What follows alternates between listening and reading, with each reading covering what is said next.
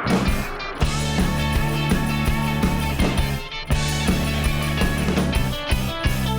hujung minggu saat kita bertemu, riang ria rasanya oh bila kita bersama.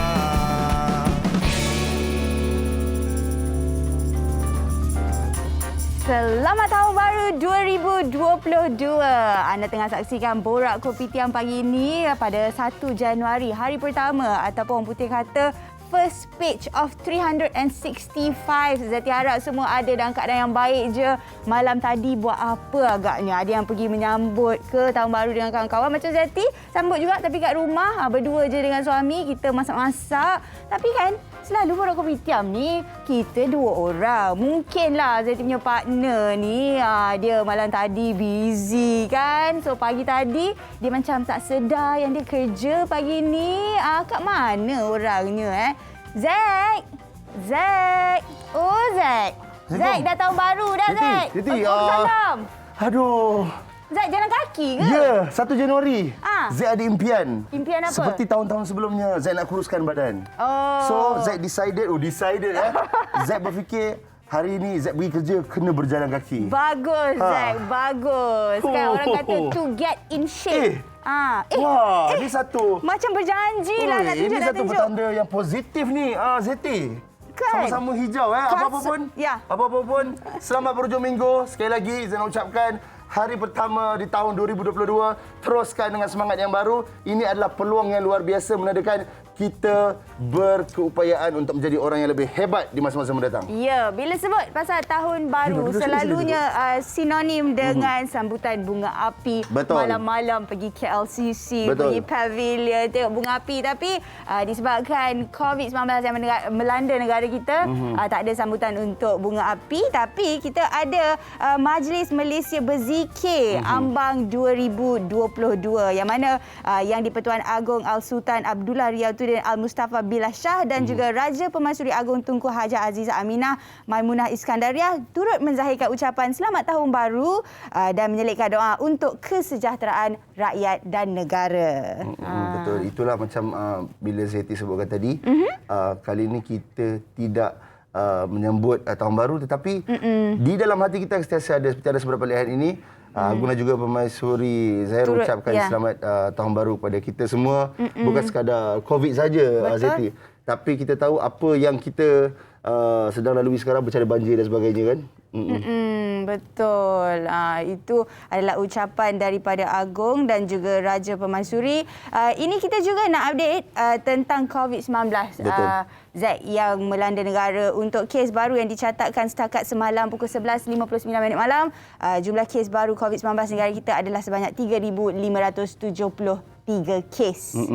Dan ini rata-rata seperti anda semua dapat tahu, bukan sahaja membimbangkan tetapi juga kita kalau nak tanyakan bila nak habis kita tak tahulah. Betul. Jadi teruskan buat apa yang kita buat. Kita pun dah lalui fasa COVID-19 ini dah bertahun-tahun dan ini pun telah tahun 2022 nak masuk tahun ketiga. Betul. Apa-apa pun kita doa yang terbaik, angkanya makin turun dan seperti biasa selain daripada COVID-19 juga ada benda lain juga yang kita nak kongsikan kepada anda. Di mana kalau anda dapat lihat sekarang ini, kita nak kongsikan sedikit berkenaan dengan banjir. Berkenaan dengan banjir, kami dapat berita di mana di Sabah sekarang ni, Zeti, Sabah merupakan negeri terbaru yang dilanda banjir dan ini kita nak kongsikan kepada anda semua di mana Sabah menjadi negeri terbaru yang menjejaskan 73 penduduk manakala kesemua mangsa di 4 negeri kekal. Dan setakat ini Kelantan perlu mencatatkan peningkatan mangsa banjir dan dalam kampung seperti anda semua dapat baca sekarang ini di Kota Marudu, Sabah dinaiki air susulan hujan lebat sejak awal pagi tadi menyebabkan paras air di 2 sungai di daerah itu naik dan berada pada paras yang waspada. Betul. Tapi sebenarnya juga Zack, bila bercakap pasal banjir, boleh dikatakan pada tahun ini ramai yang juga merupakan pengalaman pertama hadapi banjir. Jadi tak tahu apa yang perlu dilakukan masa banjir. Ini kita nak kongsikan pasal siap siaga hadapi ancaman tak kiralah banjir ke gempa bumi ke apa ke, setiap rumah kena ada 1 beg kecemasan. Pastikan dalam beg kecemasan ni ada dokumen-dokumen penting macam IC ke surat beranak ke, masukkan dalam plastik. plastik sebelum masukkan dalam beg. Lepas tu ada pakaian, lampu sulur seperti yang tertera ni lah. Anda boleh saksikan ada whistle, makanan tahan lama, air, kit kebersihan, telefon dan power bank, dan yang paling penting juga sedikit wang. Betul. Ini kita saja tunjuk lama-lama. Anda boleh ambil gambar, tolong ambil gambar sekarang ini di kaca televisyen anda dan kongsikan di grup WhatsApp dekat mana-mana grup yang anda ada, dan ini adalah satu benda yang sangat penting. Ini adalah perkongsian yang sangat-sangat bermanfaat. Betul Zeti ya? Ya, yang ini pasti, yang ini boleh kongsi. Betul, ini boleh kongsi. Okey. Selain daripada itu juga kita nak kongsikan kepada anda ramalan cuaca. Ya. Macam hari ini pun pagi-pagi pun dah hujan. Kita kongsikan bersama dengan anda. Sekarang ini mengikut Jabatan Meteorologi Malaysia, Kementerian Alam Sekitar dan Air, dan jangka buruk hujan lebat berterusan dijangka berlaku di negeri Pahang, di negeri Kuantan, lagi mana Sarah Siti? Di negeri Pahang, dekat Jerantuk, Marang, Kuantan, Bera, Pekan dan Rompin, Johor, Segamat, Keluang, Mersing dan Kota Tinggi. Betul. Yang turut berada dalam kawasan waspada, iaitu hujan berterusan dijangka berlaku di sekitar Kelantan, Terengganu. Kat Pahang pun ia juga di Tanah Tinggi, Cameron, Lipis, Raub, Bentong dan Temerloh. Di Johor pula dekat Tangkak, Muar, Batu Pahat, Pontian, Kulai dan Johor Bahru. Dan untuk hujan berterusan dijangka berlaku sehingga 2 Januari di Sabah, iaitu dekat bahagian pantai barat dan juga Sandakan serta Kudat. Betul. Itu, dan ini pula amaran ribut petih di mana jangkaannya di Perak, di Selangor, wilayah Persekutuan Kuala Lumpur juga, wilayah Persekutuan Putrajaya, Negeri Sembilan, Melaka dan juga Sarawak. Dan ini adalah ramalan. Tapi ramalan kita kena sentiasa sediakan payung sebelum hujan, Zeti. Okey, itu kita dah update kepada anda situasi terkini di negara kita. Tapi ini situasi sekarang bersama dengan kita di Borak Kopitiam. Ya, Zeti. Nak tanya kepada Zaid. Kita saksikan dululah Zeti ni. Takut tak Zaid kalau tengok ni? Takut, tak tahu. Zaid rasa saya tak tahu takut atau tidak. Slow je Zaid jawab, tapi kita saksikan ni. Jom.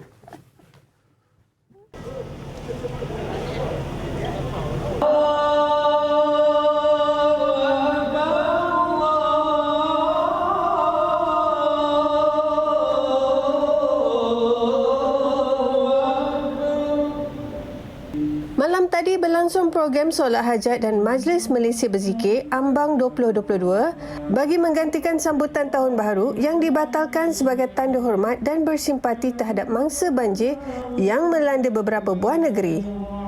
Program diadakan di Majlis Putra Putrajaya dihadiri Perdana Menteri Malaysia Datuk Seri Ismail Sabri Yaakob bersama ribuan jemaah. Solat Maghrib dan solat hajat dipimpin Imam Besar Masjid Putra Ustaz Haji Solahuddin Ghazali, dan alunan bacaan zikir munajat pula diterajui Ketua Kumpulan Nasyid Terkenal Hijaz Munif Ahmad. Alhamdulillah, bersyukur kepada Allah SWT dengan izinnya pada hari ini di Ambang 2022 kita telah bersama-sama di Majlis Malaysia Berzikir Ambang 2022, dan apa yang difahamkan bahawa program hari ini juga diadakan serentak seluruh negara. Ialah kita memanjatkan doa kepada Allah SWT agar COVID-19 ataupun wabak ini dapat segera berakhir. Yang kedua, agar bencana banjir juga dapat dielakkan dan dapat kita selesaikan dengan baik. Dan yang ketiga, insya-Allah sama-sama kita berdoa agar ekonomi negara akan terus berkembang, khususnya pada tahun 2000. Turut hadir Ketua Setiausaha Negara Tan Sri Muhammad Zulkifli Ali, Ketua Pengarah Majlis Keselamatan Negara Datuk Rozi Mat Saad, Menteri di Jabatan Perdana Menteri Hal Ehwal Agama Senator Idris Ahmad dan anggota Jemaah Menteri Beragama Islam. Majlis penutup tahun 2021 ini dianjurkan bersama Jabatan Kemajuan Islam Malaysia JAKIM dan Yayasan Dakwah Islamiyah Malaysia YADIM. Alhamdulillah, itu ada. Kita tak celebrate dengan mercun-mercun dan sebagainya. Kita celebrate dengan berzikir. Alhamdulillah, ada lebih afdal orang kata. Betul, kan. betul. Tadi sebenarnya kita nak bersembang pasal serangga, Zaid. Sebab tu saya tanya Zaid, takut ke tak? Itulah Zaid terkejut kan. Takkanlah Zaid tadi sebelum keluar sampai subuh kot. bukan tahu, jangan salah anggap lah. Okey. Faham. Baik. Zeti, kenapa Zeti cakap pasal serangga? Sebab ni nampak dekat depan kita ada rama-rama, ada yang ni apa? Lah, Zaid serius duk ingat. Zaid nak tanya ni apa benda? Ni lebah kan? Lebah ke tebuan? Tebuan Tak tahu Oh, lah. Z tak tahu. Z serius tak tahu. Benda-benda ni misteri Z power. Z memang tak reti sangat benda-benda binatang ni. Ya, dengar cerita lah daripada isteri Z. Z takut. Biasa. Biasa takut ke tak? Biasa. Jarang tak takut. Kenapa Z ada pengalaman-pengalaman yang tak... Z waktu kecil dulu, Z memang suka je kucing apa ni semua. Tapi Z rasa kan, Z punya psikologi terganggu apabila waktu kecil. Z pernah kena gigit. Dengan Kena kucing? cakap dengan kucing semua. Lepas tu Jadi- kena kejar dengan anjing semua kan. So jadi Z pengalaman dengan haiwan binatang ni tak pernah best lah. So sebab tu bila sampai ke besar dia terbawa-bawa. Tapi kalau nak diikutkan Z, benda-benda ni semua alah besar ni. Z takkan takut. Kalau serangga, okey, itu kalau Z sembang haiwan binatang kan. Kalau serangga ni Z macam boleh consider lagi lah. Oh, ya ke? Ya. Okey. Tak apa, kalau macam tu, nanti kita nak test ataupun kita nak cubalah kepada Z Boleh. kan? Takut tak? Tapi kalau mengikut yang dalam WhatsApp group tu Z tak nak lah. Tapi itu yang dalam WhatsApp group. Yang ini kita nak saksikan paling berbisa serangga dan katanya menakutkan dan juga besar. Mungkin Z takut yang ni. Ya. Bercerita mengenai serangga, terdapat pelbagai jenis serangga dan habitat mengikut kawasan yang didiaminya. Menurut kajian Terry Erwin daripada Jabatan Kajian Entomologi Amerika Syarikat, dianggarkan lebih 900,000 spesies serangga di dunia, menjadikan ia kumpulan spesies haiwan yang paling banyak. Mempunyai pelbagai bentuk dan saiz, Borak Kopitiam kali ini ingin berkongsi kepada anda antara spesies serangga yang unik dan menarik.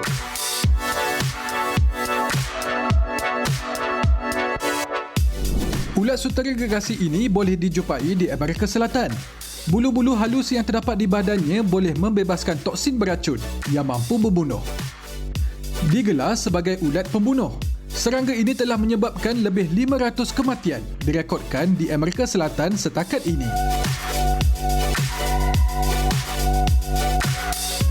Semut penuai Maricopa adalah spesies semut yang sering dijumpai di kawasan Arizona, Amerika Syarikat. Racun daripada semut ini adalah 12 kali ganda lebih berbisa berbanding lebah madu, dan jika digigit, badan mangsa akan bengkak dan menghasilkan rasa sakit yang berpanjangan. Sebanyak 12 sengatan daripada semut ini boleh membunuh seekor tikus dan 350 sengatan mampu membunuh seorang manusia.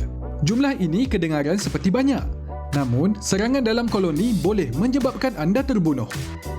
Jom kita beralih pula kepada serangga paling besar. Wita gergasi ini adalah sejenis pepijat besar dan ia berasal daripada keluarga cengkerik. Serangga yang berasal dari New Zealand ini mempunyai berat lebih dari 70 gram, menjadikannya antara serangga paling berat di dunia. Spesies serangga yang dianggap berisiko untuk pupus telah meletakkan wita gergasi ini antara spesies haiwan yang dilindungi oleh Akta Hidupan Liar di negara Kiwi itu.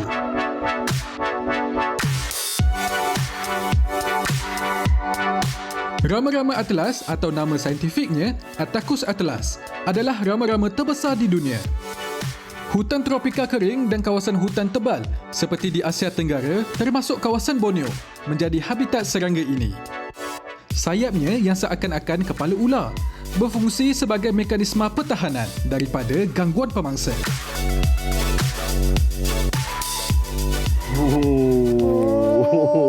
Kenapa Zeti bertadi? Ya, bila tengok je Zeti terus jadi macam gatal-gatal. Especially terutamanya yang semut tu. Dia macam beremang kan? Dia bukan takut tapi dia macam kalau boleh tak nak. Okey, faham. Tak apa, itu Zeti. Zeti. Bagaimana pula dengan anda penonton-penonton kita dekat rumah tu yang sedang menyaksikan kita secara langsung, terutama sekali di Facebook. Cuba komen di ruangan chat, bagi tahu pengalaman anda. Mungkin anda suka dengan serangga, suka kumpul buat sebagai hobi ke, macam mana ke, kan? Komen saja, kita nak tahu. Tapi apa-apa pun kita lihat dulu. Kita kembali selepas ini di Borak Kopitiam.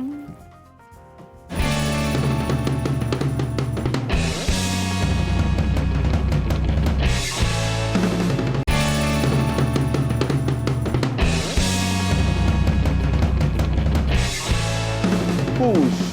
Kalau yang ini bunga, yang ini kumbang berjaket hijau. Hijau, betul. Kumbang berjaket hijau. Dekat depan ni pun ada juga kumbang berjaket hijau. Kita ikut tema lah hari ni. Betul lah. Hijau. Uish. Yang ni. Tu, itu The Rock. Kalau jengking, Scorpion. Ya. Scorpion King. Tapi kan, kalau tengok kan, ini memang betul punya ke Zeti? Betul. Jadi difahamkan yang ini adalah serangga yang betul dan telah pun diawet. Jadi kita tak boleh pegang lah. Lalat pun ada. Lalat mana? Tu. Oh ya, lah lalat. Okey, tak apa. Kita ni kalau kita bersembang ni takut kita tersalah informasi. Okey. Okey, apa kata kita panggil yang pakar? Cik Sofwan Barudin. Silakan masuk. Silakan. Ini pengkaji serangga. Kalau kita nak tanya serangga apa? Kita boleh tanya dia. Okey, silakan. Okey. Silakan Sofwan. Make room. Okey. Selamat datang kepada Pembicara. Silakan duduk. Okey. Lama. Okey, ni lah tadi Zeti tanya. Ni serangga apa? Kita tahu ni kat sini kalajengking. Okey, saya nak tanya dulu. Apa yang boleh dijadikan haiwan tu dipanggil serangga? So definisi serangga ni adalah binatang yang ada 3 segmen badan. 3 segmen badan. Okey. Dan ada 3 pasang kaki. Oh, sebab ada 2 pasang kaki. Okey. Apa dia? Kalau jengking, ulat gonggok, apa tu? Kalau jengking, ulat gonggok, lipan, itu tak dikira sebagai serangga. Kejap. Kalau jengking bukan serangga? Bukan. Oh. Serangga dia ada 3 kaki? Kalau kita, saya boleh ambil satu spesimen sini, kita boleh tengok. Okey. So, contoh saya ambil kumbang ni lah. Oh, boleh pegang. Tapi kena pegang pin dia lah. Okey. So, kita tengok kumbang ni. Kita tengok, dia ada 3 pusing-pusing pula. 3 kaki. Kita boleh apa tu? bukan dia? So boleh stay sebab kamera tunjuk tu. okey. Stay je. Alright. Okey. So, kita boleh nampak ada kepala. Tu kamera situ tu tunjuk. Okey. Ada kepala. Ada bahagian tengah dia, thorax. Okey. Dengan abdomen, bahagian badan. Okey. Lepas tu kalau kita tengok kaki dia pun ada 3 pasang. 1, 2, 3. 1, 2, 3. So, semua 3 nama. pasang. 3 pasang. 3 pasang. Tadi abang sebut 3. Pasang. Okey. Kita tu kerja 3 macam skuter anak saya. Tadi cakap nasib baik kita ada 2 pasang kaki je. Okey. Okey, 3 pasang kaki. Alright. Jadi kita lah untuk kita tengok serangga tu apa. So, kalau lipan, Maksudnya yang lebih daripada 3 pasang kaki secara automatik bukan serangga. secara otomatik bukan serangga. Okey. Itu kalau kita tahu sekarang ada ilmu yang baru. Kan. Okey, tapi secara spesifiknya Cik Sofwan memang kaji serangga yang macam mana? Saya kaji spesifiknya ke arah rama-rama dengan kupu-kupu. Okey. Okey. Itu soalan yang saya nak tanya. Okey. Saya masa kecil lah. Saya faham yang kupu-kupu tu dia tak ada colour. Okey. Rama-rama dia cantik. Betul ke? Macam mana nak bezakan rama-rama dan juga kupu-kupu? Dia ada hal panjang tu. Okey. Silakan explain. Kita akan explain. Kalau ikut definisi kamus Dewan Bahasa, butterfly, Okey. yang kita tahu cantik tu sebenarnya kupu-kupu. Sekejap, Mariposa? Mariposa, kupu-kupu. Okey, alright. So kalau moth, bahasa Moth? Inggeris moth, itu rama-rama. Terbalik ya? Kita Melayu kita terbalik, tapi kalau pergi Indonesia, dia orang guna istilah yang betul. Kupu-kupu dia orang guna kepada butterfly. Rama-rama dia orang guna kepada moth. Jadi betul. Tapi bab cantik tak cantik tu, kita kena tengok sendiri. Contohnya, saya ambil satu spesimen. Ambil. Okey. Ush, banyak benda baru ni. Best ni. Saya ambil yang yang ni ya. Okey, yang tu. Ni. Okey, dengan Kita teka. Okey, yang ni. Kita teka. Okey, saya tahu. Ah, Okey, yang ni kita kamera tu okey. Okey, Yang warna hitam oren tu rama-rama, yang belah kanan tu yang tu sebelah dia tu kupu-kupu. Okey. betul. Okey, Zeti pun Betul. rasa yang sama. Sebab sebab apa? Sebab apa? Sebab yang tadi tu, yang kupu-kupu tu dia punya bentuk kepak tu macam tu. Dia macam petak. Ke tak? Salah satu boleh digunakan juga. Tapi kalau kita tengok betul-betul Dia besar. Kupu-kupu ada lagi besar lagi sebenarnya. Macam tu tengok tu. Yang tadi kupu-kupu? ni rama-rama, sorry. Ni moth. Ni moth. Okey. Kalau angkat sikit. Okey. Besar alam tu. So nanti atas jantan, bawah betina. Jadi kita tengok dia punya antena dia, sesunguk dia. Okey. Kalau sesunguk dia ada contohnya. Contoh kita ambil yang ni kan. Kita ambil yang ni. Dan kita ambil yang ni lah. Nampak jelas sikit. So, boleh pegang Zack? Boleh. Okey, Zack pegang ujung tu. Okey. Kalau Zack pegang. Cantik ya. Kalau Zack tengok dia punya hujung tu kan. Nampak ada dia jadi macam tebal sikit atas tu. Betul. Okey. Nampak? Kalau ikut definisi butterfly yang kupu-kupu akan hujung antena dia akan tebal. Kupu-kupu. Okey. Tapi kalau rama-rama yang moth, dia akan lurus, dia tak akan tebal hujung tu. Betul lah. Macam ni. So itu adalah rama-rama. So itu adalah rama-rama. Kupu-kupu dia tebal. Nampak kan? Dia hujung dia nampak macam kurut dia halus. Betul. Lepas tu dia tebal. Lepas tu dia tiba-tiba tebal hujung sikit dia dekat tebal. atas. Nampak tak Zeti? Nampak tak? Ya, dia tebal. Banyak benda yang baru tapi kita nak tanya Sofwan lah kan. Dalam banyak serangga, sebenarnya serangga apa yang paling rare untuk kita jumpa sekarang ni? Serangga apa paling rare? Banyak serangga yang rare. Contoh? Contohnya yang saya boleh cakap pada tahun, cerita sikit lah. Dulu ada satu kupu-kupu ni, butterfly. Nama dia... tak ingat nama dia. Tapi yang saya ingat dia punya spesies dia flamingi lah. Saya betul tak ingat nama jenis dia. Tapi dia dijumpa oleh flaming.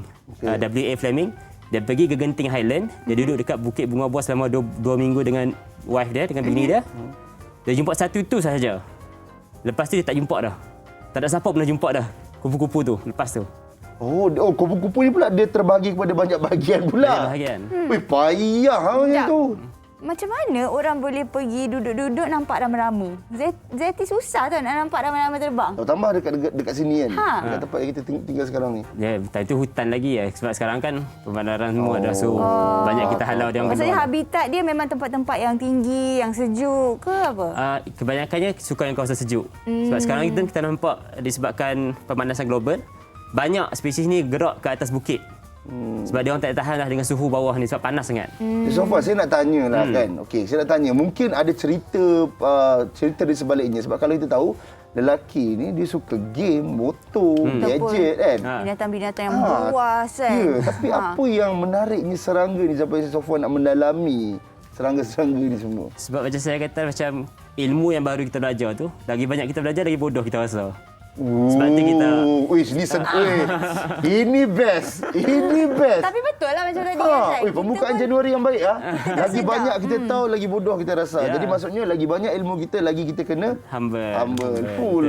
Okey, sebab Sofwan kan suka kumpul serangga-serangga. Apa serangga yang paling bahaya? Ada. Kat Malaysia, tak ada.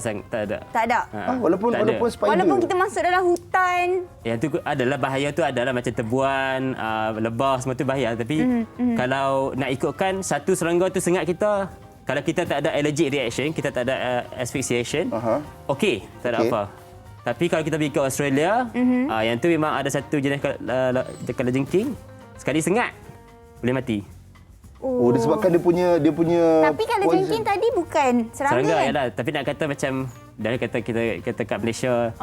Kat sana, tapi kat sana pun tak ada serangga yang bahaya. Okey, serangga apa yang bahaya yang kita kena jaga-jaga? Itu saya nak tahu. Yang kat negara kita. Tebuan lah, tebuan tanah. Tebuan tanah. Awak ada tak kat situ? Tak ada, tapi yang ni nampak macam tebuan, tapi ni itu apa? Sebab saya dengan Zeti tadi macam keliru mana satu tebuan, mana satu lebah. Ni lalat. Lalat? Ya, betul. Betul ni lalat. Lah, macam biar betul bang, ni bukan prank. Betul. Cuba tunjuk dekat kamera penonton. Okey, penonton, ini lalat. Ini lalat. Sofwan kata ni lalat. Kalau kita tengok, dia ada satu sayap saja. Dia ada satu pasang sayap. Dia tak ada dua pasang. Okey. Kalau lebah atau tebuan dia ada dua pasang. Saya ambil lebah satu Okey. Saya ambil lebah. Okey, kalau itu lalat Sofwan, ini adalah lalat paling cantik dan besar saya pernah tengok. Macam ni lebah, kita tengok lebah kan. Sini, boleh nampak kan ada dua pasang. Satu. Ini pula macam lalat. Nampak ada dua pasang. Lain lah. Satu kat sini ada dua pasang. Ni lebah. Bahaya ni. Kalau lalat, bahaya. Sama yang lalat tadi tu kan bawah dia ada orange tu kan. Dia warna jingle tu kan macam tebuan. So dia ada bisa tak? Tak ada. Dia just nak menyamar sahaja. Dia macam, okey aku nampak macam dia ni, nampak lebah ni macam orang tak datang dekat sangat. Nampak macam bahaya. So, dia kata, okeylah aku akan mimik. Lalat ni. Lalat. Sumpah lalat. Nama jenis dia ialah Malaysia Vespoides. Malaysia? Tapi ejaan Malaysia dia M-A-L-E-S-I-A. Malaysia. Kat mana kita boleh jumpa lalat yang macam ni? Malaysia. Yang ni nama dia lalat, lebih kurang kepada lalat buah lah. Okay. Yang ni kawasan tanah tinggi sahaja. Dan sangat-sangat jarang nak jumpa yang ni. Okey, kalau macam serangga ni kan, dia sebenarnya boleh dibela macam haiwan lain tak? Boleh. Contoh Contohnya macam kumbang ni. Kumbang boleh, kalau serangga lah kumbang, tapi kalau yang binatang lain kalau jengking boleh. Rama-rama pun boleh juga. Kita tengok taman rama-rama dekat Melaka, dekat taman rama-rama Penang. Zeti pernah dapat rama-rama palpa. Palpa tu daripada pupa dia punya kepompong. Kepompong. So spray botol air letak dalam jar, penutup spray, lepas tu 2-3 hari dia dah lepas tu kena lepaskan. Betul lah. So kalau macam nak bela boleh, tapi kita kena tahu jangka hayat dia. Okey, contohnya macam rama-rama berapa lama? Selalunya berbulan sahaja. So Fuad nak tanyalah, ini kita nak mendalami sedikit lah kan. Apa tu serangga ni, kalau kita dengar mesti kata serangga perosak kan. Serangga dari sudut yang positifnya macam mana Sofwan? Positifnya, saya boleh cerita satu serangga yang dia perosak tapi dia positif juga. Okey, contoh? Nama dia kumbang kelapa sawit. Sebab? Kumbang kelapa sawit dulu cerita sikit lah. Sejarah. Pada tahun 1960 kita ada kelapa sawit. Tapi tak pernah ada buah yang besar langsung. Buah kita dapat kecil-kecil saja. Lepas tu Datuk Leslie Davidson, dia pernah dulu bekerja dekat Afrika. Tapi dekat Afrika sebab kelapa sawit bukannya Malaysia punya, daripada Afrika. Betul. So dia tengok kat Afrika, dia tengok buah dia sangat besar, dengan sangat sangat besar dengan elok lah. So bila datang Malaysia, dia pelik, kenapa kecil sangat buah kita, kenapa tak elok. Ada something tak kena. So dia hire beberapa orang entomologis, iaitu pengkaji serangga di Malaysia, di Sabah Sandakan, untuk tengok apa yang ada dekat sana yang tak ada dekat sini. Dia dapati ialah ada satu kumbang kecil je. Eladobius camarinicus. Besar ni, kecil je, halus je dia. Besar macam nasi. Wow, banyak pengajaran kita dapat. Disebabkan tu sekecil-kecil makhluk memberi peranan yang besar dalam dunia. Ya, disebabkan tu lepas diimportkan ke Malaysia, buah dia membesar 60% macam lagi besar. 60% lagi besar. Kelapa sawit tu lah. Dekat kelapa sawit Malaysia tu. Dan tak perlu orang dah nak ada benda bunga tu secara manusia. Maknanya daripada haiwan. Free lah. Zero cost. Zero cost. Sebab dulu sebelum ni dia orang akan ambil bunga jantan. Lepas tu dia orang akan letak talkum, dia orang akan puff. Yelah, proses kan. Proses. So tu zaman dulu punya. Disebabkan Davidson bawa serangga ni masuk ke Malaysia, dia terus dapat buat secara free, tak payah nak hire orang untuk untuk buat kerja-kerja tu. Semula jadi. Saya suka betul lah dengan. Terima kasih Sofwan di atas perkongsian. Anda semua dapat momen yang power. Kalau bawa dapat, tolong komen dekat section bawah. Tapi kalau kita nak sembang dengan Safwan, Zat, rasanya sampai esok pun dah habis lagi. Betul, menarik. Saya baru tahu tu lalat. Ya, saya pun baru tahu beza serangga dengan bukan serangga. Tahu. Okey, jadi kita nak tahulah, Safwan ada tak Facebook ke, Instagram ke, supaya kita lepas ni boleh sembang dengan lebih lagi. Facebook saya ada, tapi saya tak jarang on. Tapi boleh visit Serangga Malaysia, ya. Serangga Malaysia dalam tu admin banyak yang lagi tahu dari saya lah. Penangis serangga, dia orang tu banyak masuk hutan. Ada yang askar pun masuk hutan, ada yang pakai labah-labah dalam tu. Banyak yang tu. Boleh tengok admin dia, semua bagus. Alright. Terima kasih Cik Sofwan. Okey, Cik Sofwan. Cik Sofwan adalah pengkaji serangga, betul? Ya. Ini kita nak bawa Cik Sofwan dengan penonton Borak Kopitiam. Kita tengok juru gambar serangga. Mana ambil gambar haiwan kecil ni?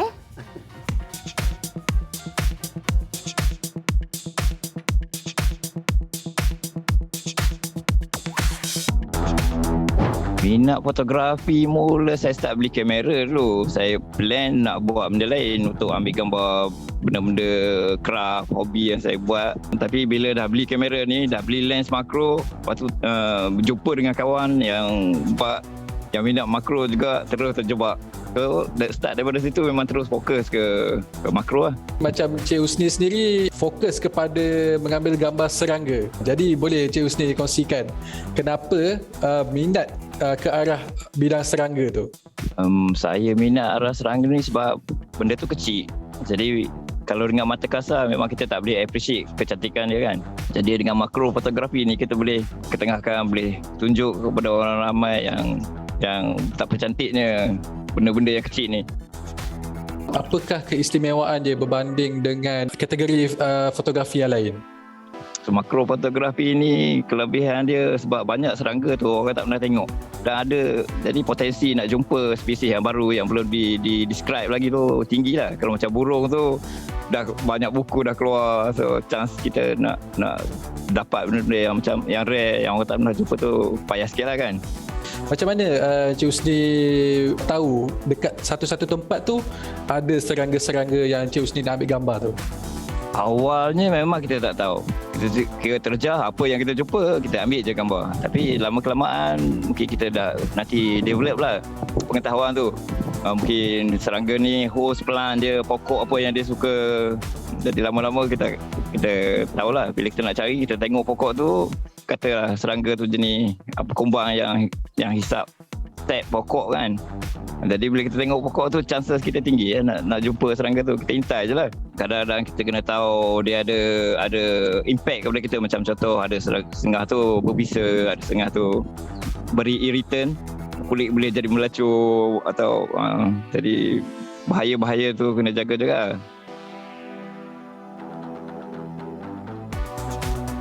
Pada siapa yang nak evolve dengan makrofotografi ni, perlu ada kesabaran yang tinggi.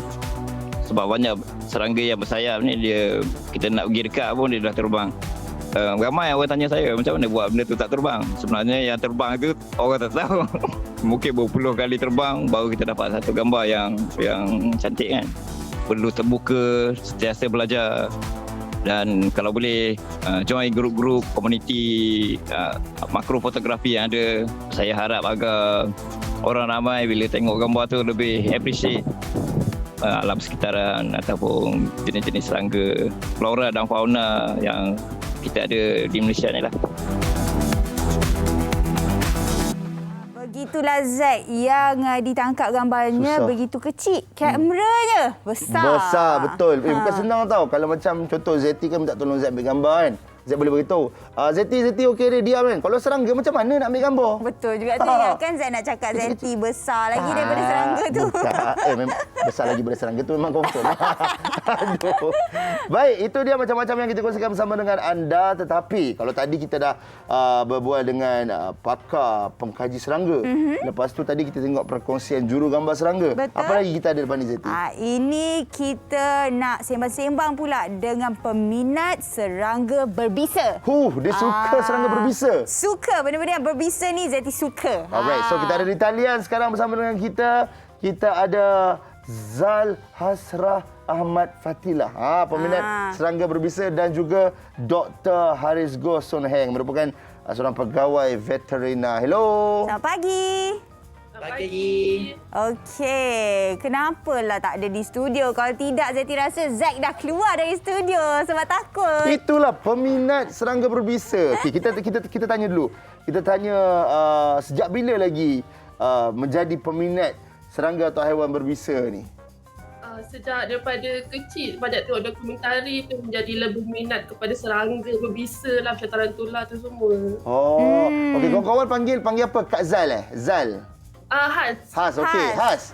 Sebenarnya kan, dalam banyak benda kenapa minat berbisa? Kenapa tak boleh yang biasa-biasa je? Anda tak kucing ke? sebab serangga-serangga berbisa ni saya minat untuk belajar lebih detail sebab dia punya bisa tu ada manfaat dia sendiri. Ada manfaat Ya, betul. Okey, tak apa, manfaat tu nanti kita tanya yang pakar dulu. Tapi doktor. Doktor, kita nak tahu, tanya kepada doktor lah kan. Okay. Betul ke Has ni dia minat serangga berbisa? Adakah betul dia punya minat tu? Oh ya, betul. Apa yang isteri saya cakap, Has ni cakap pasal minat dia tu memang betul lah. Sebab tapi initially masa mula-mula tu, masa kita pergi ke sebuah kedai haiwan eksotik tu, bila kita nampak macam laba-laba berbisa kan, dari situlah minat tu naik tu. Of course dari masa kecil tu, yang dari segi dokumentari tu semua tu, memang itulah terpupuk ni minat tu. Tapi bila kita terjumpa kira ada akses kepada haiwan-haiwan macam ni kan, tu kita rasa macam nak bela haiwan tu.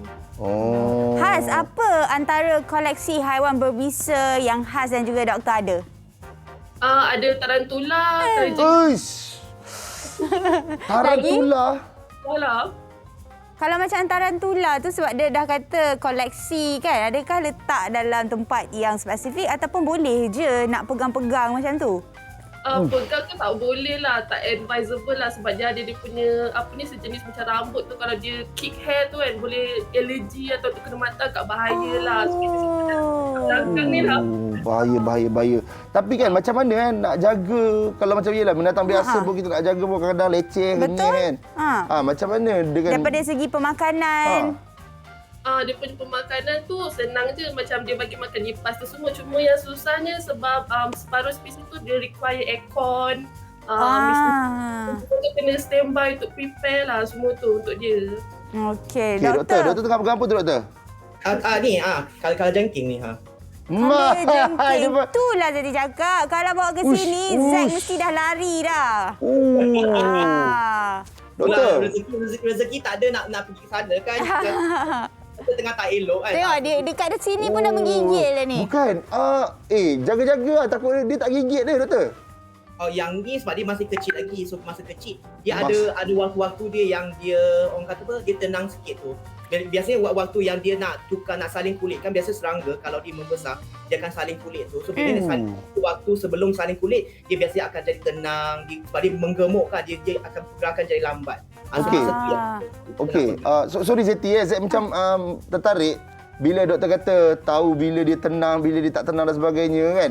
Mungkin Has boleh kongsikan kan, macam mana nak berinteraksi dengan serangga-serangga berbisa ni? Manja ke? Ya, itulah dia. Dia tak manja sebab tu dia ada bisa, sebab digunakan bisa tu untuk defensif. So memang handling tu memang tak advisable lah untuk serangga-serangga berbisa macam ni. Bahayalah. So memang tak tahulah nak berinteraksi macam mana. Kira letak niat je lah. Ya Allah, semoga kau tak sengat aku. Macam tu je lah. Macam tu lah, letak niat je lah. Tapi kan mungkin doktor lah boleh jawabkan, betul ke serangga ni ada manfaat dia? Sebab semua haiwan sebenarnya ada sebab dia tu. Okey, kalau macam dari segi serangga ni, kalau macam dari segi bisa dia tu, untuk dari segi perspektif serangga tu sendiri, memang bisa tu untuk membantu dia untuk nak matikan haiwan mangsa dia tu sebagai makanan. Tapi kalau dari segi perubatan tu, ada juga macam laba-laba kat Australia tu, macam Sydney funnel web tu, bila bisa dia tu macam sekarang ni dia tengah digunakan sebagai rawatan untuk sawan dalam kanak-kanak. So itu kan ada salah satu contoh lah. Ada juga laba-laba kat Afrika juga digunakan sebagai untuk treat kanser bara payudara, bara otak. Biasanya dia akan guna bisa daripada serangga lah sebagai contoh. Kalau lah Pokemon tu real kan, Has dengan doktor lah Pokemon tu. Depan dia kumpul semua. Rare. Yang ni rare. Ni apa ni? Tarantula kan? Tu tarantula yang besar. Rasanya yang ini mantis. Ini apa? Mantis? Oh, ya kot. Yang ni, ni tarantula juga Zeti? Ya. Saya tak tahulah. Saya nampak macam spider tu, tarantula lah tu. Okey. Tapi nak tanya juga kepada Has dan juga doktor, mahal tak daripada segi penjagaan ataupun maintenance haiwan-haiwan berbisa ni? Dia punya maintenance dia tak mahal sangat lah daripada segi makanan. Cuma yang mahal tu bab nak provide aircon tu lah. Memang mahal sikit sebab nak bayar duit lah. Nak sejuk je kan? Ya, betul tu. Kita daripada tadi, Dr. Has, daripada tadi kita duduk dengan cerita yang best, cerita yang menarik je. Boleh tak kongsikan sikit pengalaman peribadi macam, yelah, kita kadang-kadang raya balik kampung dan sebagainya. Pernah tak ada pengalaman balik-balik, serangga berbisa tu tak ada dalam dia punya cage. Cuba ceritakan pengalaman-pengalaman. So far tak ada lah pengalaman buruk tu. Yang pengalaman buruk bagi saya tu bila dia mati lah. Terutama spesies-spesies yang sangat-sangat rare, dia mati memang saya rasa sedih lah. Tu je lah. Dia mati tu adakah sebab itu merupakan jangka hayat dia ataupun sebab-sebab yang lain? Sebab jangka hayat dia. Sebab kan kebanyakan serangga yang biasa orang jual di Malaysia tu, kebanyakan dia macam dia orang tu akan masuk ke dalam hutan untuk tangkap serangga tu, and then dia akan jual terus macam tu. So bila ditangkap, jangka hayat dia tu, umur serangga tu kita macam tidak dikenal pastilah. So tu yang bila dia dijual, kena expectation tu kita kena tahu. Bila kita tengok serangga tu, kita kena tahu jangka hayat tu berapa lama tu. So kebanyakan kita tak tahulah. So tu yang bila dia mati tu kebanyakan sebabkan jangka hayat dia, bukan sebabkan penjagaan sangat. Okey, doktor, nak tanyalah, untuk membela serangga yang macam ni kan, kita perlukan permit ke lesen ke tak, doktor? Ya, betul. Okey, bukan semua serangga memerlukan lesen. Yang saya tengah pegang ni dipanggil Asian Forest Scorpion. Dia spesies lokal kat Malaysia. Spesies ini salah satu spesies yang memerlukan lesen untuk dibela. So lesen tu akan dikeluarkan oleh Jabatan Berlitan lah. Leceh tak kalau nak mohon untuk lesen ataupun permit? Awak nak bela ke Zeti? Saya nak bela, nak bawa bagi Zack. Dia tak tak susah sangat, tak leceh sangat, tapi dia berbeza ikut negeri. Kan setiap negeri ada jabatan berita sendiri. So dia ada protokol masing-masing tu. Kiranya general protokol tu sama, cuma akan ada macam step-step lebih yang berbezakan dalam tiap-tiap negeri tu. So kita akan kena ikutlah apa protokol yang diperlukan oleh jabatan berita masing-masing. Ni apa telur masin? Tak tahu, ni kumbang kot. Kumbang. Lipas. Lipas? Oh, lipas. Kipas lipas. Kipas lipas. Oh. Cantik lah. Tapi serius bagus juga lah topik kita hari ni Zeti. Zek dulu ingat ada serangga ni ada kerengga, ada semua. Korang asal dengar je. Tapi rupanya banyak yang rare-rare. Ni apa ni? Ni macam kacang tanah. Kala jengking. Oh, kala jengking. Itu bagi makan macam tu dia makan. Kita nak baca lah. Nanti ni penonton-penonton Borak Kopitiam, tolonglah komen pengalaman-pengalaman anda. Kalau ada gambar serangga ke apa kan, share lah dengan kita nak baca. Alright. Sebenarnya Zaid, bila tengok doktor dan juga Haz dah tunjuk pasal serangga berbisa ni, terasalah juga, manalah tahu nanti kan tiba-tiba bila dah berusia macam tak ada kerja, relax-relax kat rumah, rasa nak bela serangga berbisa. Apa sebenarnya yang kita perlu ambil kira? Kena tahulah macam setiap serangga tu dah ada perbezaan dia punya jaga temperature, aircon. Lepas tu setiap macam berbisa tu kena tahulah dia produce bisa jenis apa, bahaya ke tak, semua tu kena tahulah. Itulah memang kalau macam kita tengok ni macam mustahil lah untuk kita bela, tapi siapa tahu tiba-tiba minat tu muncul, bangun-bangun pagi tu muncul. Kalau Doktor, macam tadi susah sikit lah sebab tak boleh pegang kan, macam kucing kita boleh usap kan. Betul. Doktor, saya nak tanya secara logik. Ini serius saya nak tanya, dah lama saya nak tanya, cuma saya tak tahu nak tanya pakar ke tak. Logik tak kalau Spiderman gigit kita boleh ada kuasa DNA macam tu? Kalau ikutkan tak berapa logik sangat lah. Yang apa yang kita dapat kalau kena gigit ke kena sengat dengan laba-laba tu, biasanya itulah dapat kesakitan sajalah. Tak adalah dapat super power ke, tak adalah. Oh, tak ada macam DNA berubah sikit ke apa semua, tak ada Mungkin in the future mungkin ada. Kalau ada orang buat research dalam bidang tu mungkin akan ada, tapi dalam masa terdekat ni mungkin tak adalah setakat ni.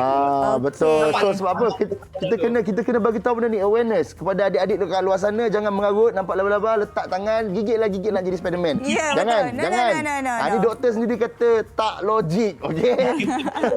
Terima kasih banyak doktor, terima kasih banyak Haz. Apa-apa pun kita nak kalian kongsikan Facebook, Instagram ke untuk penonton kita follow?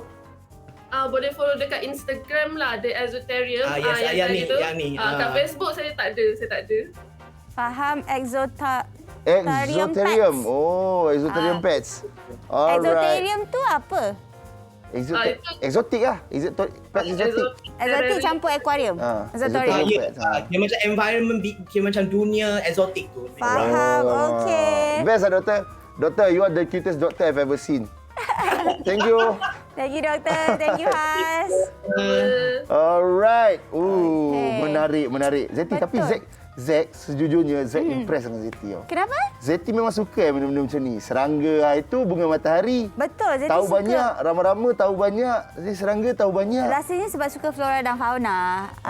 So sukalah sikit-sikit. Tapi ada juga yang Zeti tak suka. Macam buaya, takut. Okeylah. Ini saya tidak kongsi pasal ni Aduan Jiwa, yang mana ini merupakan sebuah program buat bicara baru yang bakal disiarkan dekat TV9, dihostkan oleh Ahmad Fatri Yahya. Jadi ini kita saksikan program baru itulah Aduan Jiwa.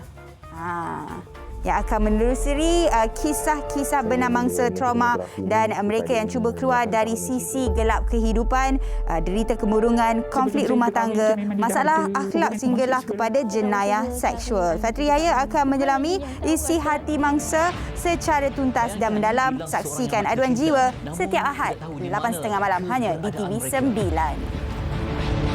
Saya berubat ada keluar jarum berbatal karat. Mungkin itulah satu sihir. Ini adalah sebuah siri masalah yang tidak ada hujung jalan penyelesaiannya.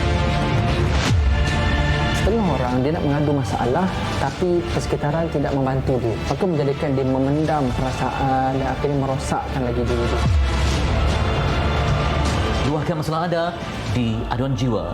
Kami santuni sebaik mungkin.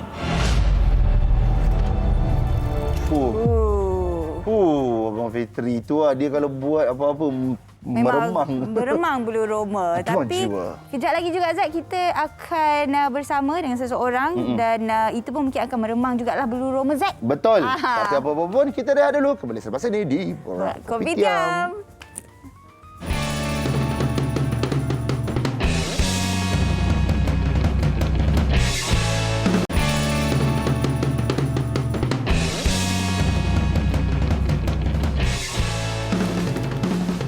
Kenapa? Okey, Nick, biar Zack explain, okey? Waktu rehat tadi, dapat apa tu, ada mereka letak ni ada ulat-ulat apa semua kat sini. So Zeti dia macam meremang. Dia bukan kata yang betul, tapi bila nampak haiwan-haiwan kecil ni yang banyak dia jadi automatically gatal. Dia macam rasa macam ada kat badan. Macam meremang bulu roma kan. Alright. So tak apa, kita tak nak buang masa lagi. Kita ajak tuan badan yang bawa ni bersama dengan kita jumpa Encik Ahmad Solehuddin. Selamat pagi. Kat tangannya pun ada lagi je. Kat tangan ada lagi. Sama kita bagi duduk. Di sana sikit. Okey. Silakan. Okey, selamat datang ke Borak Kopitiam. Hari ini memang topik kita serangga. So tak terkejutlah kalau ramai datang buat serangga. Betul. Jadi, Encik Solehuddin. Panggil Solehuddin Ya, Solehuddin. Solehuddin. Usahawan yang menjual serangga. Ya, betul. Cuba ceritakan sikit tentang apa tu serangga yang dijual ni, apa benda ni?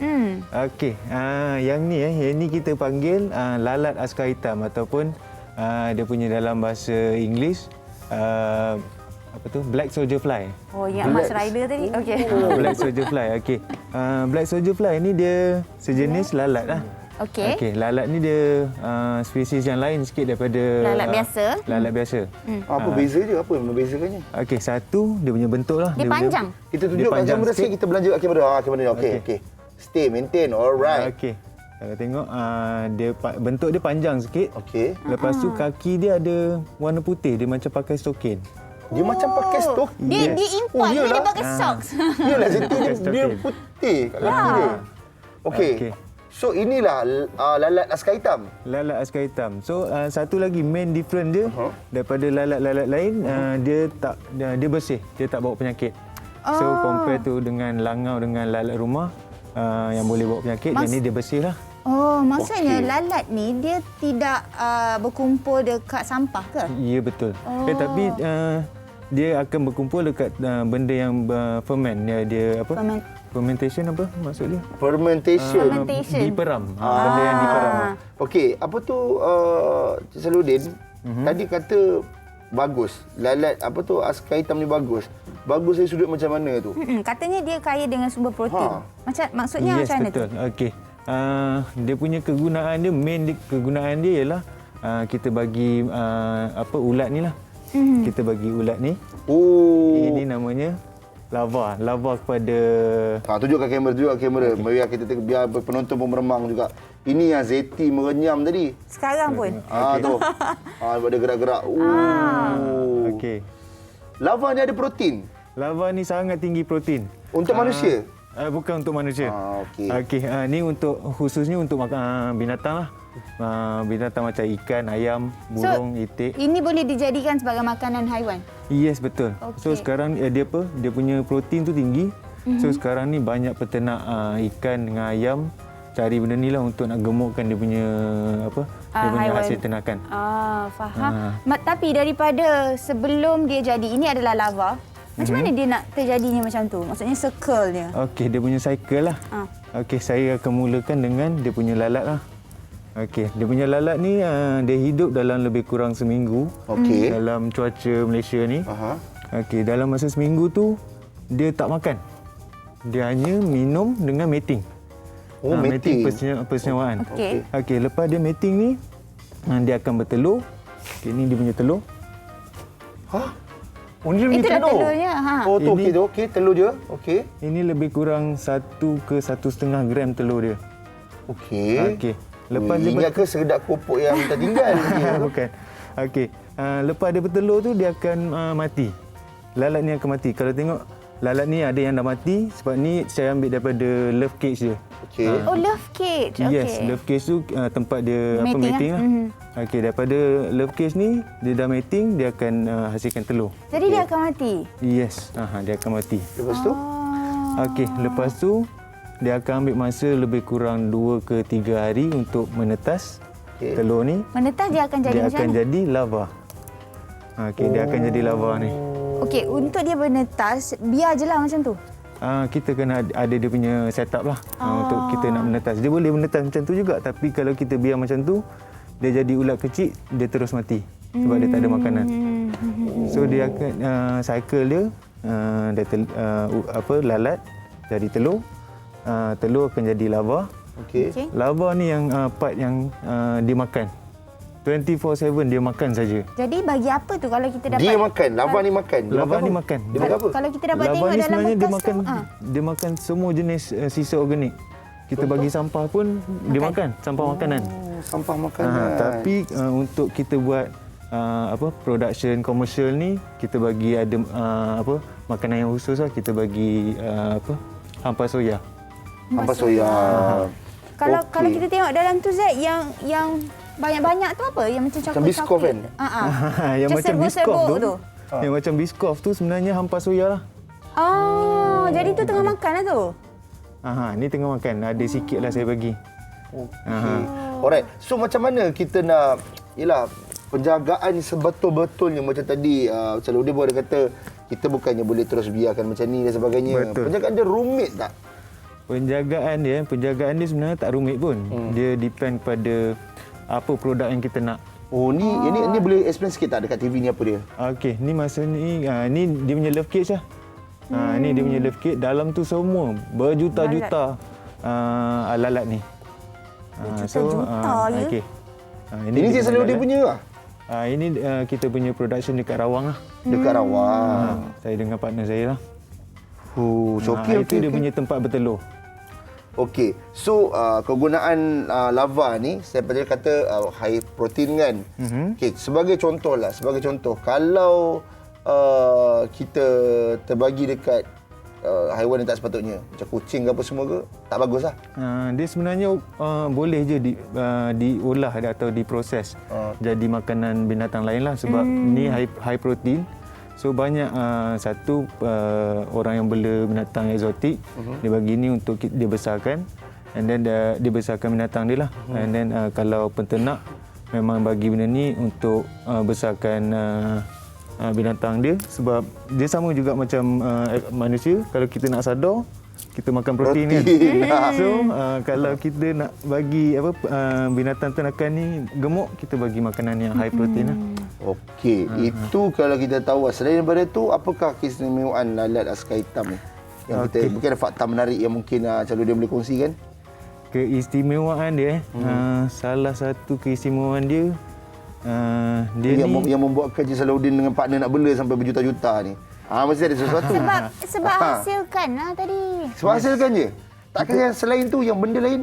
Kita nak hasilkan ni, saya nak main fokus saya nak bagi kepada, nak tolong peternak lah.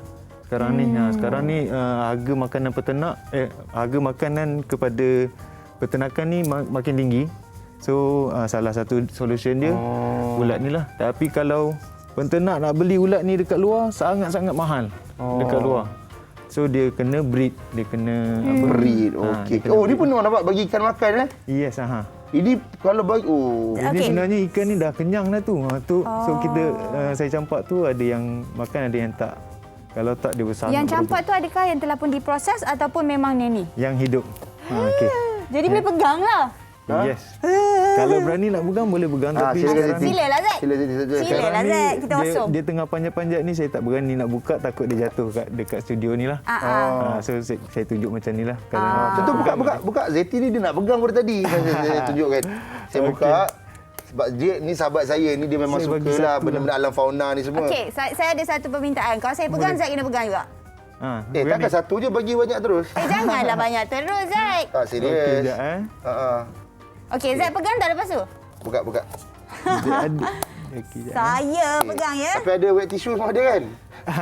Okey. Macam ni. Okey. Mana boleh? Tapi bau dia lain macam bang. Abang pula. Dia ada bau sikit lah sebab makanan dia tu. Faham. Kalau dalam bidang peternakan. Tak apalah, bagilah abang tu angkat kan. Zeti mana tahu berapa banyak. Okey dah. Sini aja duduk datang kat sini. Zeti, serius lah Zeti. Zet boleh pegang tak? Zeti pegang lah. Nak pegang? Okey. Power lah Zeti. Tak apalah, pegang dulu. Pegang lah. Power lah. Nak pegang sikit. Sebenarnya okey je. Sebenarnya tak ada apa. Dia macam je. Dia macam Cuma dia macam geli-geli sikit. Zeti, ni kalau Zek balik rumah, wife Zek tak nak salam Zek salam Zeti. Okey. Ui, tapi best lah. Dia sebenarnya tak ada apa pun. Dia ni kalau dalam movie ni dia Allah, dia terus senyap je tu. Tiba-tiba rasa lapar. Ada dekat negara luar. Dia buat proses jadi protein bar untuk jadi manusia. Jadi protein buff. Oh, okey. Tapi untuk application dekat Malaysia ni tak sesuai lah. Zek okey Zek dah macam lawyer je dah. Zek okey. Alamak, come on Zeti. Ni Zek American kot. Oh, okey. Sebab selalu saya tengok kan. Ni Zek American kot pada dok.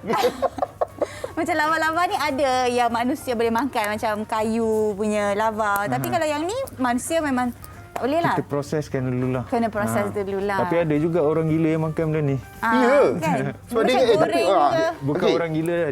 Dia berani sangat. Dia makan je. Dia rasa. Ini yang saya nak tanya tu. Okey, kalau betul lah kan. Dia makan memang tak boleh lah. Boleh je sebab kalau compare okey. Okey, macam Siti dia suka alam fauna, dia boleh makan je. Mungkin tak boleh letak sebut kari lepas tu goreng. Tengok. Boleh juga. Boleh ada yang negara yang dah buat, dia buat seasoning. Dia goreng. Aduh. Sebab dia high protein.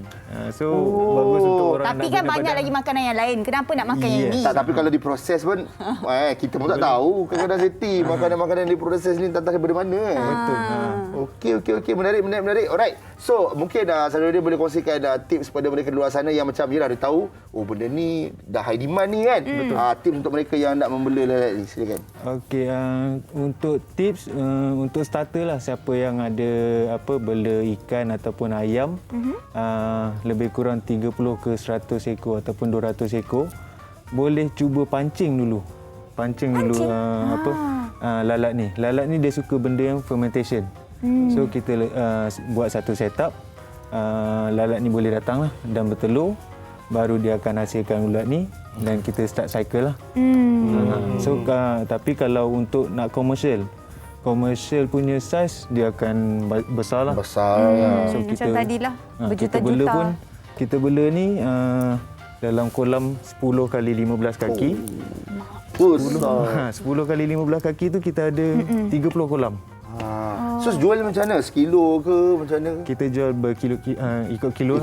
Lah. Tapi kalau tengok dekat market sekarang ni, kalau jual sekilo paket-paket. Berapa beli tu kat market? Kalau dekat market sekarang ni up to RM70 sekilo. Sekilo RM70. Itu kat market tu. Itu kat market. Kayu. Tapi saya punya target ni saya tak adalah nak jual setinggi tu sebab saya nak tolong kepada peternak. Saya jual dengan harga peternak lah. Alright. Okey, terima kasih Sarudin. Boleh kongsikan Facebook, Instagram untuk penonton-penonton kita follow. Okey, Facebook saya Lalat Askar Hitam Malaysia, BSFL. Ataupun dia punya username Black Soldier Fly Malaya. BSF. Okey. Alright, terima kasih banyak Sarudin. Okey, so banyak Zeti sebenarnya kan. Kita tengok serangga-serangga yang rare, lepas tu ilmu-ilmu yang menarik. Sekarang kita nak kongsikan dengan penonton-penonton kita semua dekat mana tempat pelancongan serangga yang menarik. Serangga pun pergi melancong. Kita yang pergi melancong. Okey. Bagi mereka yang suka dengan pelbagai jenis serangga, beberapa tempat yang menarik untuk dikunjungi bagi melihat sendiri serangga ini di depan mata. Berikut antara lokasi yang boleh anda lawati. Taman Rama-Rama Kuala Lumpur atau dikenali sebagai Kuala Lumpur Butterfly Park adalah taman rama-rama terbesar di dunia. Terletak di kawasan Taman Tasik Perdana yang menempatkan banyak lokasi menarik untuk dikunjungi.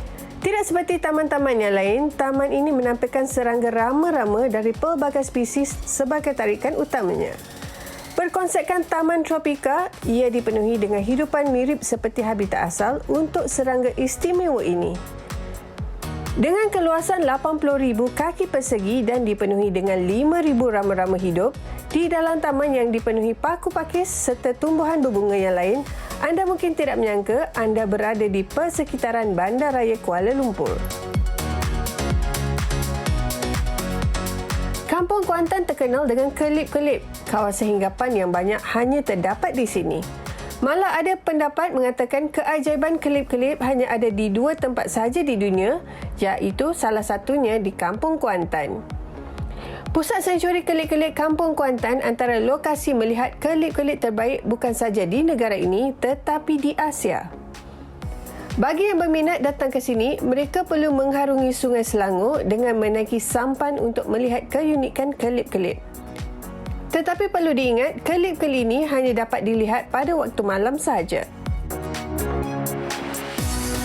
Ia adalah satu lokasi pelancongan yang paling menarik dan sesuai untuk dilawati semua peringkat umur. Di sini menempatkan pelbagai spesies serangga yang pasti akan menarik perhatian anda.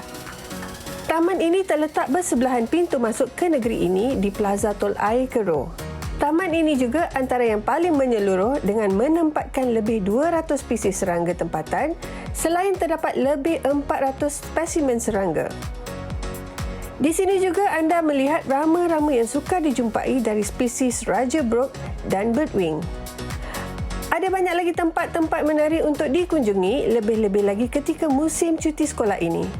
Bolehlah bawa anak-anak melihat spesies serangga yang ada.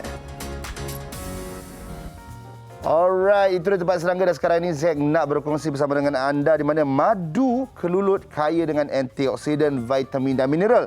Dan selain ia dapat membantu menguatkan imuniti badan kita, madu kelulut juga dapat membantu mengekalkan kelembapan kecantikan dan keremajaan kulit. Dan sebab itu pagi ini di Borak Kopitiam kita bawakan Arnia Madu Kelulut. Produk ini memenangi anugerah terbaik alam produk dari Pharma Niaga Naturals. Dan hari ini bersama dengan Zack, kita ada Puan Azlina binti Al-Jeffrey, merupakan seorang timbalan pengurus besar Paradigm Industri Sdn Bhd. Selamat datang Puan.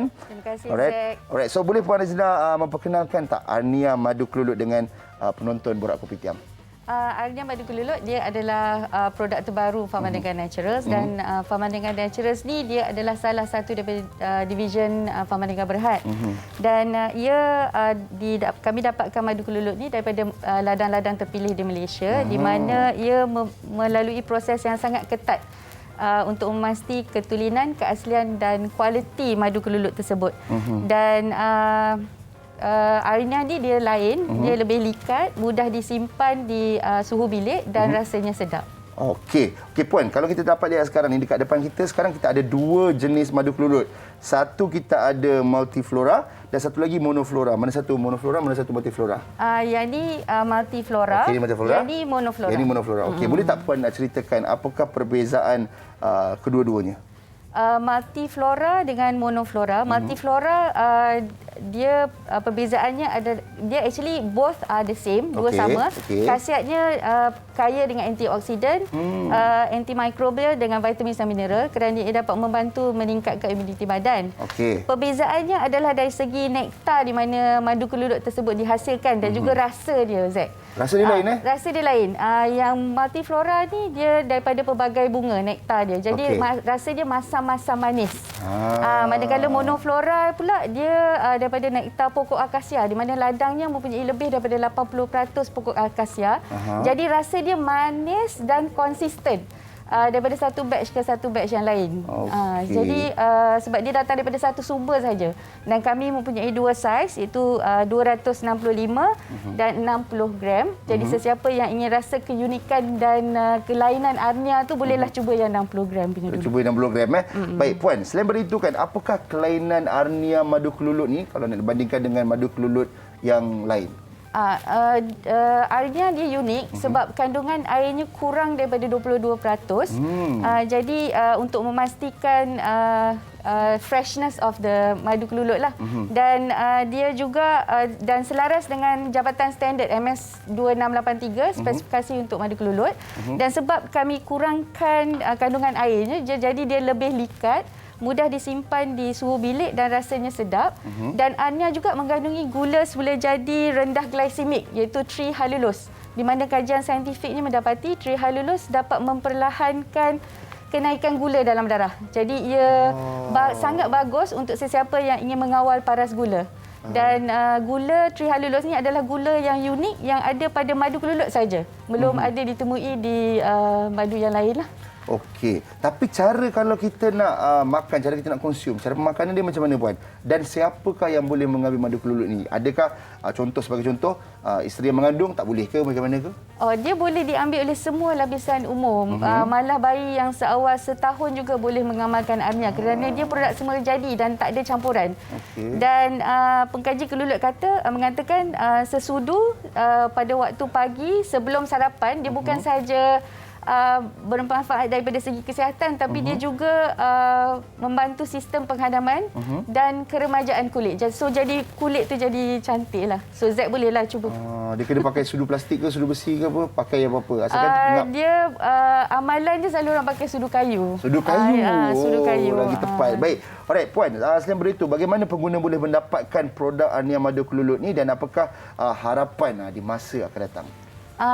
Boleh telefon kami di talian yang tertera di kaca TV iaitu 0172828595 atau boleh beli secara online di Shopee, Lazada, PG Mall, My Aeon, Royal Pharma dan juga boleh pergi ke mana-mana 64 cawangan Aeon Wellness di seluruh Malaysia, Aeon Supermarket dan farmasi-farmasi yang terpilih seperti Healthlane, AA dan Caring.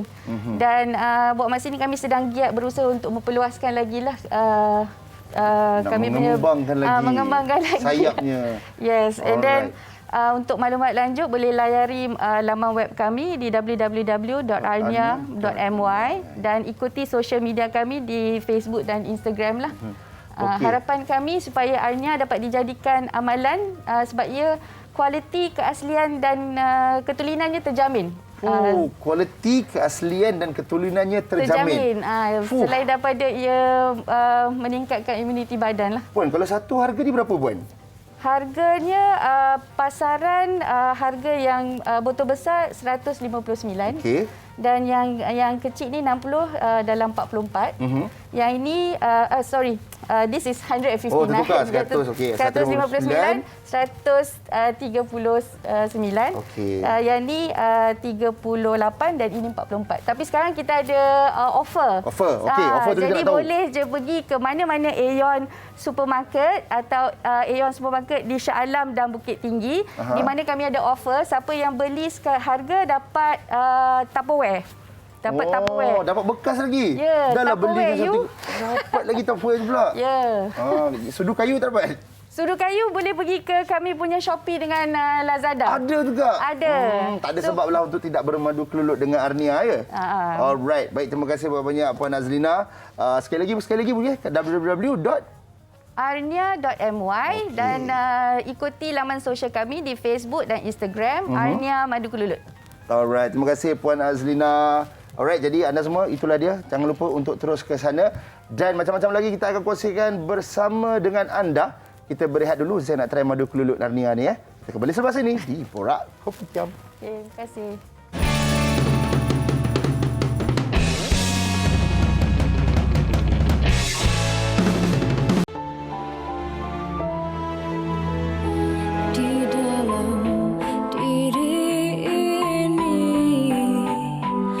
Tersimpan duri-duri luka yang kau tinggalkan tak terpadam walau ku membalutnya. Pedihnya hati ini mengenangkan kembali kemesraan cinta kita hancur berkecai di simpang jalan.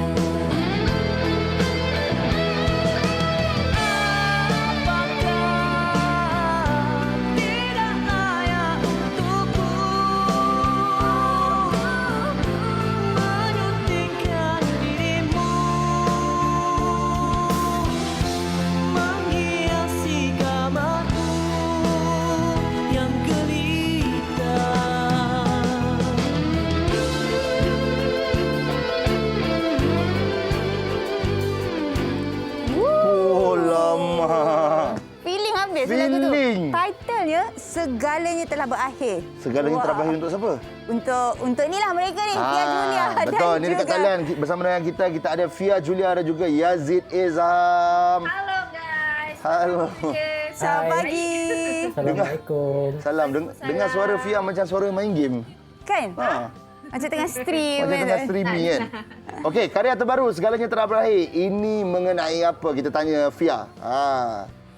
Fia, okey. Ke Yazid sebab Fia punya Yazid dulu kot, nanti Fia bagi tahu Fia punya. Zeti rasa sebab mungkin ni lagu daripada Yazid kepada Fia. Tiba. Okey, Yazid dulu. Yazid dulu. Hai. Okey, lagu ni sebenarnya dia mengisahkan percintaan yang telah pun berakhir dengan orang kata penderitaan lah. Cuma walau macam mana pun hidup tetap kena diteruskan dan takdir tu kita kena terima. Macam tu lah. Okey, bagi Fia pula asal dia ada lain-lain Okey, macam Fia lah, bila Fia tengok dengan teliti lirik yang kita orang nyanyikan, asalnya lagu ni rasanya sesuai untuk lelaki je sebenarnya. Tapi bila dia macam lirik tu untuk tujukan kepada perempuan kan? Sebab dia ada pasal melamar kan? Betul lah Zeti cakap tadi. Betul. Betul lah, perempuan selalu game lelaki. Pula. Entah. No. Okey, Fia jawab dulu. Okey, lepas tu bila dia tengok dengan teliti lah sekarang ni bila dia jadi lagu duet, dia jadi berbeza story bah. Dia jadi macam lelaki tu bukan di reject sebenarnya. Perempuan tu yang rasa insecure. Dia rasa macam dia tak layak untuk lelaki tu. Nampak tak? Dia pusing cerita tu. Tapi kan kalau kita tahu kalau kita tengok balik lagu ni sebenarnya pemilik asalnya Eddie Hamid. Eddie cover semula dengan diberi nafas baru oleh Fia dan juga Yazid lah. Macam mana you guys boleh pilih lagu ni untuk diberikan nafas baru? Okey, macam Fia sebenarnya masa Fia dapat lagu ni, bos call tau. Dia cakap, Fia, you cover lagu lama. Time tu sebenarnya Fia salah anggap. Fia ingat kan bos suruh Fia cover dekat YouTube macam biasa. Lepas tu dia cakap cover lagu ni dengan Yazid. Dia macam, rupa-rupanya jadikan single yang terbaru. And then Fia excited and happy lah sebab kita orang memang pernah plan sebelum ni kan, Yazid kan? Kita pernah plan nak buat betul. Lagu duet and then dah tercapai, Alhamdulillah. Yazid, kenapa? Alhamdulillah. Ya, saya. Kenapa memilih Fia Julia untuk berduet lagu ini? Bos dia yang pilih dia. Tak, Yazid yang pilih. Betul.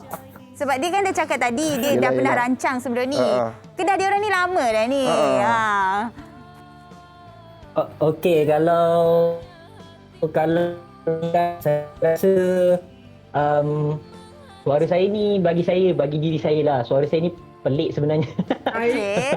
Sebab tu saya rasa tone suara Fia dengan saya lebih sesuai lah. Itu je Yazid.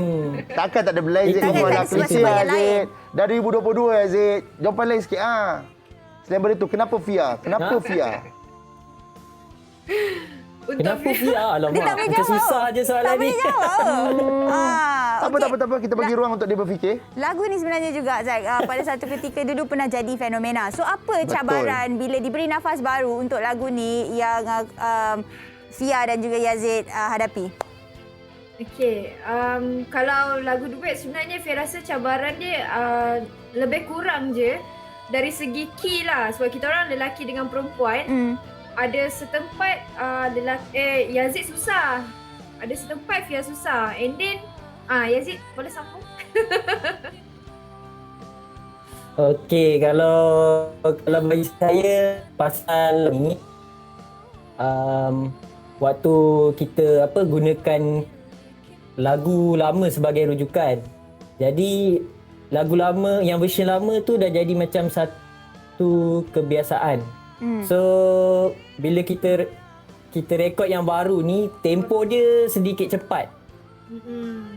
Cabaran dia lepas tu and then komen lah.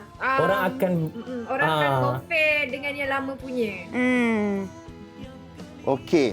kalau macam tu, kalau kita melihat dengan respon peminat-peminat sekarang kan, you guys rasa akan ada projek duet lagi tak di antara Yazid dan juga Fia? InsyaAllah kalau ada rezeki memang naklah buat lagu duet, and then lagu yang baru lah kan. Kalau ada rezeki. Memang kita orang tengah cari material yang sesuai sebenarnya. Memang dari tahun lepas. Oh, tengah cari material ya Fia? Yes. Material. Sebenarnya Yazid berharap juga. Alright Yazid. Okay, so ramai yang menantikan duet tu insyaAllah. Apa-apa pun mungkin you guys boleh kongsikan apa kat mana nak dengar ke YouTube. Nak tahu perkembangan Fia dan juga Yazid. Manalah tahu kan material lain pula nak cari lepas ni. Material kahwin. Okay, Fia dulu. Okay, anda semua sekarang dah boleh dengarkan lagu Segalanya Telah Berakhir versi Fia dan Yazid di YouTube and then di semua digital platform. And anda juga boleh ikuti saya di Instagram dan semua social media Fia Julia, dan jangan lupa follow juga Aries Music untuk tahu perkembangan tentang kita orang lah. Okay, Yazid. Okay. Yazid terus pada korang semua yang mana mendoakan, yang mana memberi sokongan, terima kasih Yazid ucapkan, dan teruskan mendengar lagu Segalanya Telah Berakhir. Jangan lupa kongsikan dengan semua, dan untuk mengikuti perkembangan saya yang terkini boleh follow IG saya dan semua sosial media iaitu Yazid Izham _ Ya, thank you juga. Alright, thank you guys. Fia, penutup je. Buat suara comel sikit yang awak buat, yang selalu buat dekat stream, buat suara comel. Kita tutup. Okey semua, terima kasih yang dah dengar lagu Segalanya Telah Berakhir. Terima kasih banyak. Bye. Bye. Thank you. Thank you Fia, thank you Yazid. Alright. Itulah dia. Okey, itu pasangan, pasangan Fia Julia dan juga Yazid Izham. Ini pasangan juga iaitu Fiza Frizi bersama Fazli Zulkifli dalam Masak Apa Tu. Kita ujilah kehebatan mereka beraksi di dapur. Okey, 3 cabaran diberikan untuk lihat kemampuan kedua pasangan ini untuk mereka pamerkan bakat memasak masing-masing. Tema menu yang dipilih masakan ala barat. Jangan lupa saksikan Masak Apa Tu 2021 Isnin pukul 11.30 pagi di TV3. Yes, jadi maka dengan itu, Fiza. Best masak.